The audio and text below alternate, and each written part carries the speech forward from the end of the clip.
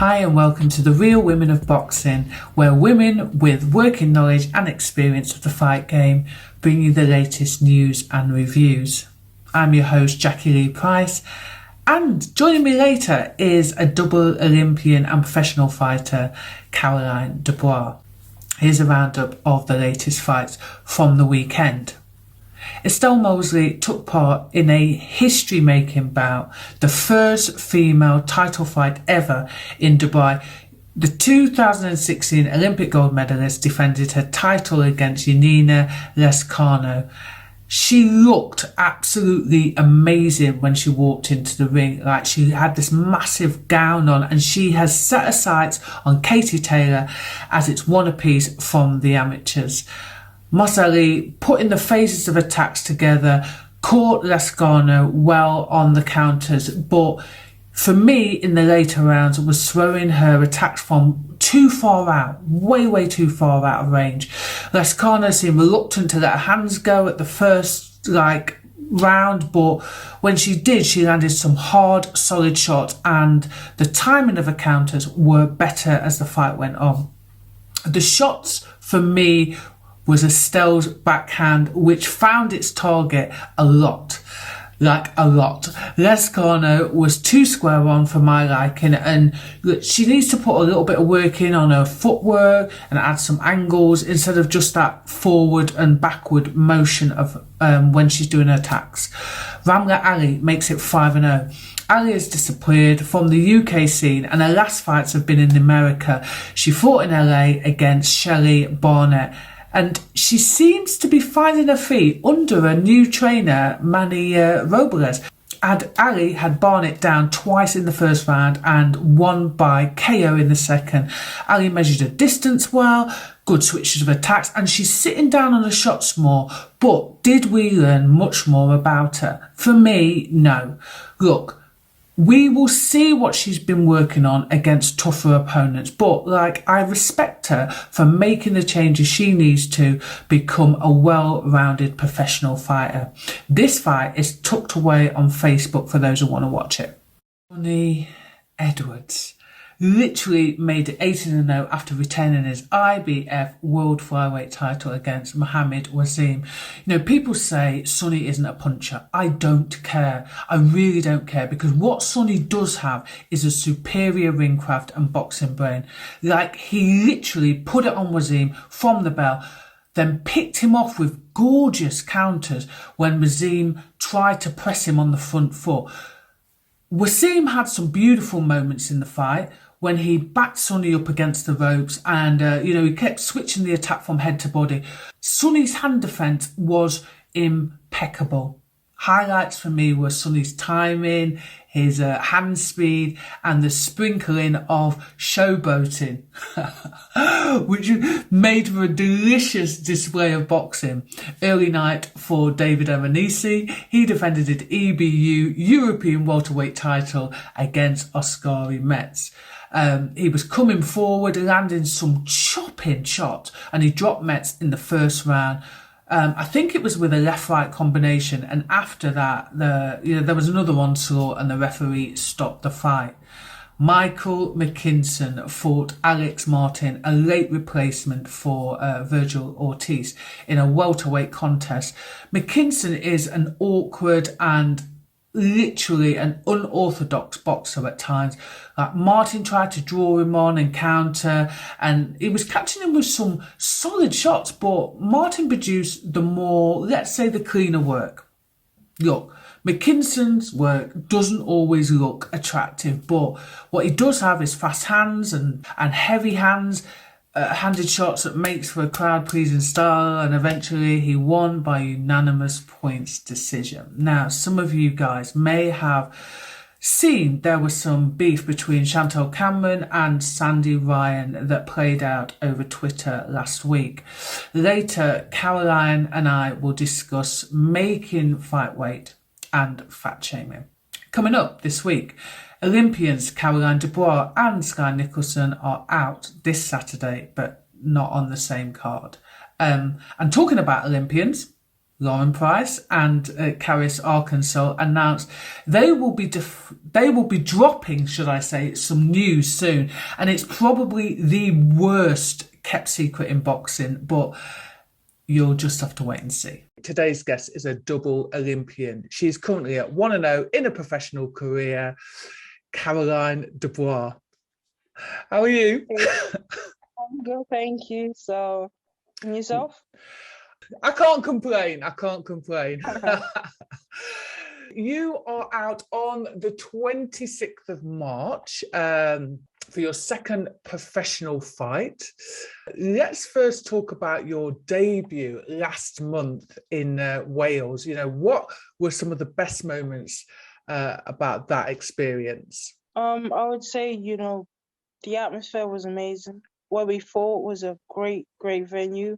I've boxed in Wales before, and it was literally in the middle of nowhere. There was no atmosphere, but now going to Cardiff, the place was mega. It was a really nice area. The place was amazing, and to be boxing on such a mega card with such like great athletes and great fighters was top of the world. It was crazy. Did you find that the people were quite friendly there? Because I made loads of friends. Yeah, everyone was really nice. I was amazed at the reception that I got, and I never expected them to not care, but be so open and welcoming. And the Cardiff people was really they had a very warm reception for me and other fighters. It was really good. Yeah, they're real boxing people. Just so the viewers know, it was Chris Eubank Jr. was on. Who else? Chris Jenkins, obviously. Clarissa Shields. There was loads of faces, weren't there, on that fight? What was it like to finally meet Clarissa Shields in person? It was crazy. It was cool. It was kind of a surreal moment. She was, somebody I've been following for a very long time, since I would say 2012 Olympics. Somebody I've been watching and rooting for behind the scenes, and what she did at the double Olympics was amazing. So to see this person in real life and see her right in front of me and see her fight, see her perform, see how she carried herself was just a surreal kind of moment. It's like you imagine it so many times, and then when it happens, it's like, wow. But yeah, she was a very chilled out person. She wasn't stuck up or anything. She was very relaxed, very open, and very welcoming. Do you see her any different to how she portrays herself on camera? Not at all. I mean, the way I see it, the way she comes across to me is somebody who's very confident, somebody who believes in herself and is happy and confident in her own skin. She isn't afraid to say she's the best because, to be honest, she's kind of proven it. Double Olympic gold medalist, so many weight world champion. She's literally undefeated in almost all her fights, and she's proven herself to be as one of the best, and she's confident enough to say it too. So I have no problems with her and how she presents herself. It's funny because when people are outspoken, people seem to have a problem with that. And I think she does something that most people don't do, which is say, what she thinks rather than say it behind people's backs. Would you agree with that? Definitely. I mean, people always say that, I want somebody to be honest. I want somebody who, if they like me, say they like me. If they dislike me, say they dislike me. Not to go behind my back, not to talk, be nice to me and then bad behind my back. And that's the kind of person I think she is. She's somebody, if she likes you, she's going to say it. If she dislikes you, she's going to say it too. But I don't know why, but people is rubbing up on people, I suppose, the wrong way, how raw and honest she is. But, that's the characteristics people tend to strive towards. So. Yeah. You saying that you've been a fan since 2012. I mean, there were girls that obviously we've all looked up into in the amateurs, but especially for someone that looks like you, does that have such an amazing impact on you and not just your amateur career, but your professional career as well? Definitely growing up and coming through boxing, I mean, there are hardly no girls when I was coming through. And even the teeny amount of girls that there was hardly no good Black girls coming through. Like, I never saw one except Nicola Adams. And, that she was literally the only one that people can say, whereas you got Kate. Obviously, you got Natasha Jonas as well. But, as somebody who was, really smashing it and doing bits, there was Nicola Adams, Natasha, and Clarissa. And those were the top three. And they're people that I looked up to, but I suppose Calista Shield's story really, I don't know, it touched me how she had to come up through a rough background in Flint, Michigan, and everything that happened to her. And she pushed through, and she was the best, and she wasn't afraid. I mean, she was always going up to camp and going to tournaments and being in an environment that was so alien to her and being surrounded by people that obviously didn't look like her. But she was never intimidated or never felt like, you know, any less. And I remember her saying, I see beauty as being able to get in the ring and do what I can do. And that touched me because, you know, as a young black girl growing up, and, you know, obviously you don't fit in, you're going into tournaments where it's predominantly all white tournaments, you're going into competition and you got your coaches and everyone maybe not looking like you. It's very easy to feel intimidated and overwhelmed or feeling maybe like you're the one at wrong or you're a bit different and you're weird. But when you have a role model like Cresta who's going and smashing it, being the best and being so confident in her own skin, it does nothing but just make you feel good too. Yeah, 100%. Can you remember that you went to a competition one time in Ireland? And I'm just remembering that place. I'm sure there have been many other places, but and you suffered racism because you were doing so well. Can you remember that? Yeah, I mean, for sure. I mean, it was a crazy experience, but I don't know, I'm sure there's other stories of other people like that. So yeah. Some people won't understand. They'll probably think, well, you know, there are other females that are boxing. Why can't Caroline look up to those? You know, but how important is it to, you know, see somebody, a representation of yourself on the screen doing well and reaching those dizzy heights in not just boxing, but just in life? I think it's very important. I mean, everybody deep down and inside wants to see somebody who they can reflect on and you know, just compare themselves to. If you see people who don't look like you constantly doing well, then you, even though you may be inspired by their stories, you feeling limited, maybe feeling like, oh, it's only them or stuff like that. And it's just silly things that triggers in your head that you need to see somebody that's like yourself, and it's just inspiring to the young generation coming through. Maybe have those guidance, because there are many people that don't have those role models and don't have those inspirational people to look up to, and it's important that we have those people as well. Yeah, absolutely. And in terms of, let's say, the coverage that you were getting before the Olympics and the coverage you're getting now as a professional, do you feel that you got adequate attention from the press ahead of your Olympics, considering of how much you've done? I don't know. I feel like action speaks louder than words. I feel like if you're going to go out there and get all the attention, you have to go out there and prove and back it up. Obviously, as an amateur coming through, especially as a youth and a junior, I was dominating. But obviously, when you step up to the senior level, there are many other people who are dominating as well. And you have to compete with them, and you have to be able to be the best, you have to beat the best. And I feel like the attention I got was good. You know, I had to prove myself. At some levels, I did it, going to the Europeans and winning a silver European medal in my first year. Like, I don't think there are many people who did that in their first year, senior. So I look back and I'm proud of my achievements, but I feel like if I wanted the attention that I wanted, I have to go out there and prove it. So you got a gift from Clarissa Shields. What was it? it was a pair of brown, fluffy slippers. They're really cute, really nice. It was just something, you know, thoughtful. Like when someone brings something like that over and it's clear they're thinking about you and it's really nice, a nice, thoughtful gesture. I won't wear it like to walk around, you know, I just keep that as a little keepsake, as a little present, you know, so I can always remember it. But it was a really nice, thoughtful gesture, I suppose. Yeah, and you're absolutely right. She was obviously thinking about you. So let's talk about your fight in Cardiff. So I know as soon as you'd finished, I just knew you weren't happy. I could see it in your face. What was it about your performance that frustrated you? I mean, I suppose it was a good performance in terms of I got the victory, you know. It was a very dominant victory, won every round. But as an athlete who's aiming for the best, aiming for the stars, and is aiming for perfection every time I step in the ring, you know how good I can be.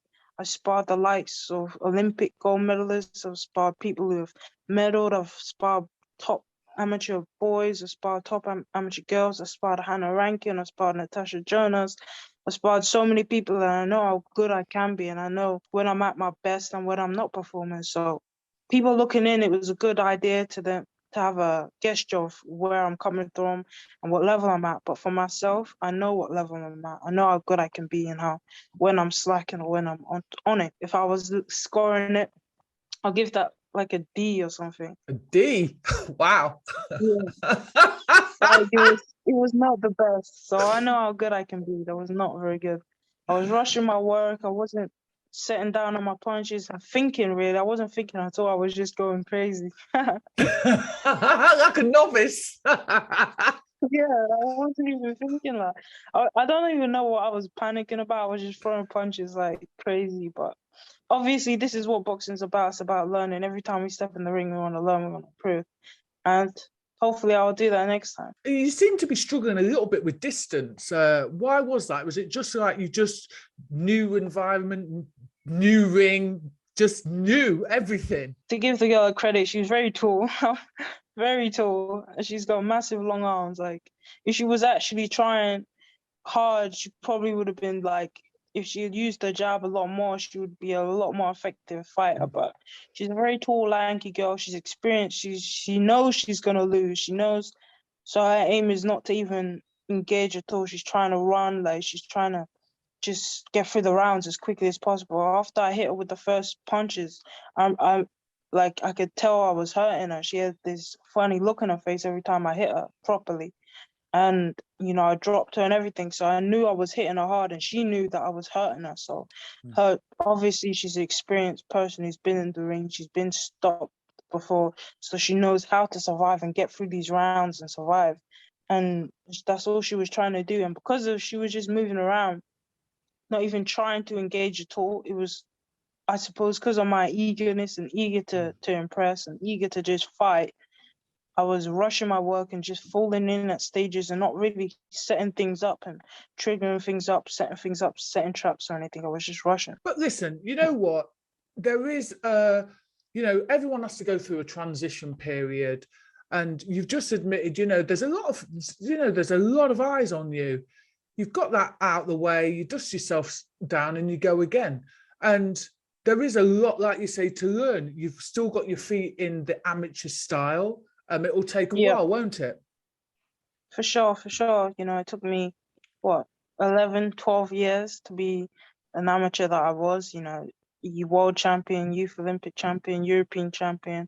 So it's going to take me a little bit of time to be a good pro too. So everything comes at its own pace and its own speed. I think it's so easy to look at other people and other people's journeys as a pro where they've gone and they've had like 2, 3, 4 fights and then boom, they're fighting for a world title, and you're comparing yourself and you're thinking, oh, I need to step it up, I need to be doing this, I need to be doing that. But everyone matures at their own speed. Everybody develops at their own time, and so you just gotta be selfish in that mindset and really think about what's gonna help me, and I mature when I'm ready. I totally agree. It must be hard, especially with social media now, not to keep looking left to right to see what everybody else is doing. Definitely. But we do know that sometimes people are rushed and then we've started to see what happens, haven't we? Exactly. I mean, I'm 21. There's no need to rush. I'm still, like, I've had, 66 fights in my whole career, and that's like nothing compared to some people. I remember going to the World Championships, and bear in mind I was still a youth at this level, and we were just talking to the American team and asking them, oh, we just picked up this, we're talking to this girl and asking her, how many fights have you had? And at this time I had around 40, 45 fights, and she was like, oh, I've had 120. I was like, what? 120 bouts? It's crazy, isn't it? There's people in, it's crazy. The difference is unreal. 120 bouts, and there's me 45 bout, and there's levels. So you can't really compare yourself to anybody else until you know where you're coming from and where they're coming from, what their experiences is, how much time they're getting, and you just gotta be really strong-minded to know that you gotta do it for yourself. That's the key, isn't it? Yeah. I remember you walking through backstage and you were super calm, fist bumping people, just looked really chilled. Did you have more Yeah. nerves at the Olympics or in Cardiff? Definitely had more nerves at the Olympics. I remember the quarterfinals fighting for a medal. I wasn't nervous so much. I was just so afraid of failing, and I was so scared of that. In Cardiff, I wasn't nervous per se. I was more eager to start. Like, I feel like maybe I was a little bit too eager. I was too eager to get in there, too eager to just start throwing punches. I should have calmed down a little bit more, but it's all part of the learning experience. But I wasn't nervous at all. I didn't feel nervous. I remember Clestershire was asking me, "Are you nervous?" I was like, "No, not at all." And she's like, "Good, that's a good thing. Don't try and make yourself nervous. Don't try and make it any more than what it really is." Yeah. I remember way back, you've had this thing since being a schoolgirl champion. I remember you in the corner. One of the things that you had sort of, laser concentration.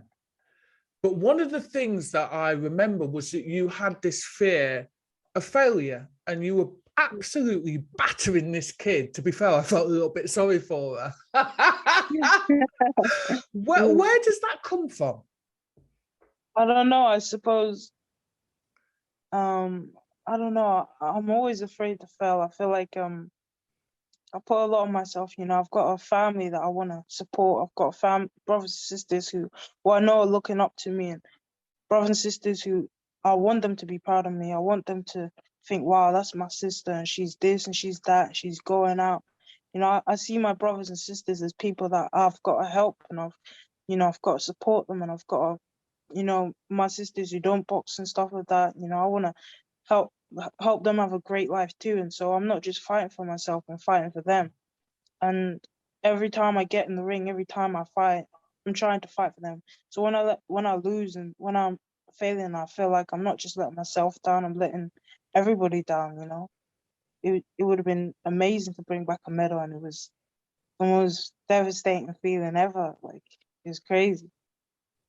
Why do you equate loss? And I know how much athletes want to come number one. Yeah. I think it was one of the other Olympians who got a silver medal that just said it wasn't good enough. He wanted number one. So I can kind of understand that. Do you not learn something from a loss? And is that not just as valuable? Definitely. I think losing is unfortunately a part of the game. It's part and parcel. You can't enjoy a victory if you never know what it is like to lose as much. I definitely feel like when I had my first loss, I realized what it meant when I was winning even more. I started fighting harder, I started wanting it more. And I remember something somebody told me, one of my GB teammates when I was on the GB team. She said to me, if you go into a tournament and you haven't prepared well and you've done things and you messed up and maybe you haven't done your weight right, maybe you haven't been training right, maybe you never gave it 100%, but say you go to a tournament and you bring back the gold medal, you win, you're going to think in the back of your head, even though wasn't 100%, it's okay, I still won. And you would forget about it and you'll move on, and maybe you wouldn't change anything. But say you do all those things and you go to a tournament and you lose, then you're gonna know exactly why you lost and you're gonna change it. And I feel like that's what losing can do. It can give you a big slap and a big reality check. Like, not necessarily not as good as you think you are, but you're doing something wrong and you need to fix it if you want to be the best. And that's what losing does. It gives you a massive slap in the face, and it makes you realize that you're not the bee's knees. You're not 100%. Get it right. But at the same time, I feel like a loss can hurt so much in boxing, especially because you have one shot to win an Olympic gold medal. You're on your own. You're not in a team. You're not like, oh, you mess up one goal, but it's all right. You can get the next one. You don't have people backing you when you're in the ring. You don't have people who are gonna fight for you. It's just you and your opponent. And so when you're losing, it's on a very personal level. You're losing to somebody else. That means that person is better than you, and that's why it hurts more, because you're not just losing because it's a teammate or something else and you can get it back tomorrow. You can't get it back. You have one shot at it. And if you lose, you mess it up. And there's nothing you can do to bring that back. You can't correct it the next day. You can't go back a week later, it's over. So I suppose that's why it hurts even more when you lose individually and you lose by yourself. But at the same time, that's what makes the victory so much better. Effectively, it's on you. Is Yeah. it just a case, though, that realistically it's just on that day, the Yeah. pieces didn't all come together? I mean, I get that, I suppose, but I suppose that's why we prepare so hard and that's why we dedicate ourselves. I remember Usain Bolt saying, I trained 9 years for like 10 seconds, less than 10 seconds. You have literally trained all your life for one moment. In sprinting, it lasts less than 10 seconds. How crazy is that? And in boxing, it lasts what? 12 minutes. 12 minutes to change your life or ruin it. You got 12 minutes to make or break it. And you're training all your life for that 12 minutes. And even though it is a lot of pressure to put on one day, one moment, it's the pressure that we put on ourselves, and it's the pressure that we enjoy and we hate it, but this is what we do it for. And when you say it like that, and you think of somebody like Claressa Shields, who's been through that competition twice, and has been able to achieve two gold medals, it's just given me goosebumps. I know it's crazy when you think of it, but I don't know. It is what it is. I would say though that she had an easier weight division. I actually thought that, but I was like, no, let's not rain on her parade. No, she definitely had an easier division. 75 kilo. Unfortunately, there are not that many killers at that weight. But yeah, she did a great job to obviously do it twice. At 17, still, that's crazy. 17 years old, I don't think I would have even been able to. If I went to the Olympics at 17, I know I would have just not even performed. Like 17, you have to be so mentally strong. You have to have people there backing you, supporting you, 100%. And I just wouldn't have been. I couldn't imagine even going to Olympics at 17. Yeah, crazy. I saw you last week. You were working in the gym with both Shane and Barry McGuigan. Are they making little minute changes to the game? What are they working on? And what did Barry say to you after your last performance? Really, more or less what I'm saying, that I was rushing it a little bit. It was a good performance, but I was rushing it. I should settle down a little bit more, think a little bit more as well. Not just throw punches for the sake of it. Think about what I'm doing and how to get the next move. It's like chess. You're moving one pawn so you can get the next bit. You're moving this way to make him think that, but you're gonna actually go this way. And that's what boxing's all about. You throw a jab to get a reaction, not just for the sake of throwing a jab. And that's what boxing's all about. It's about thinking and always thinking about the next move. How you gonna A stoppage isn't just gonna come like that. You have to set it up. You have to be the one to set it up. And so that's what he was really telling me. Shane, more or less the same, just teaching me about taking things calmly, thinking when you're in the ring, thinking about your next move, and just enjoying the process. It's crazy that went out of the window for you, considering you're that experienced. So, when you were saying you weren't nervous, that probably was nerves, but just manifested in a different way. Would you not agree?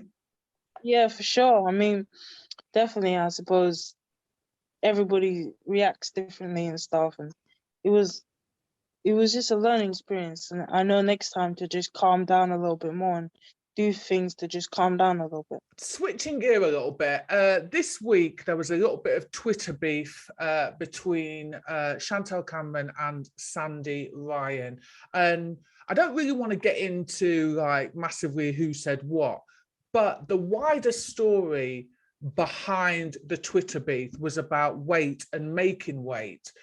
And I just wanted to, know whether, first of all, is it right to fat shame people on social media?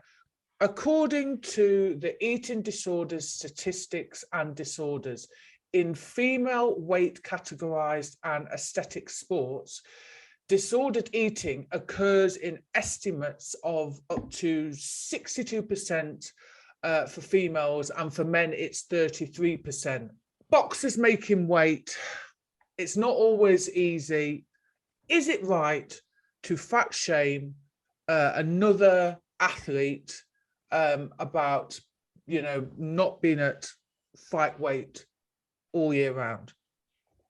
Okay, first of all, I'm gonna put it out there like this. I know for a fact I haven't eaten disorder. And I've got a body image disorder, but that's all part and parcel of the boxing. So, personally, I think boxing is obviously one of the hardest sports in the world. Anything to do with fighting is obviously it's a weight making sport, and obviously you have to make weight. Obviously, through periods of time as kids growing up from a young age to 11 to whatever you are, you're making weight for a long, long period of time. So you know what you look like when you're on weight. You know what you look like when you're off weight. You know how you feel, and you know when you feel when you're not on weight. And it's a weird feeling, because sometimes if you feel like you're out of control of your situation, and it can be very stressful. Do you not think it's almost like body dysmorphia when you say that you have A, an eating disorder, and B, that, people can say sometimes you're fat? Yeah. I don't know. I know for a fact I do have an eating disorder. Like boxing is just, it changes everything. You're fighting in 4 weeks, you're X amount of weight overweight. How are you gonna do it? Most people tend to crash cut, and I'm not gonna deny and say I haven't done that in the past. It's very hard when pressure is put on you, you just end up panicking and doing things that maybe are not the most healthiest. You just do things for instant results. An instant result is not always the best result. It's about doing things slowly and steadily, but that takes time, and people, they want instant. Everybody wants an instant fix, instant result, instant quick weight loss, and that can be damaging obviously over the period of time. I know for a fact I've got every eating disorder you can think of. I know for a fact. And it's gonna take me a long time to get rid of that, but it's part and parcel of the game, and I know what I signed up for. Do you think it will be slightly different, though, now that you're a professional and you've got longer periods in between each fight? Because I understand that in the amateurs, you had to stay quite close. How much percentage was it to your fight weight? If up in Sheffield, they always advised us to say 5%.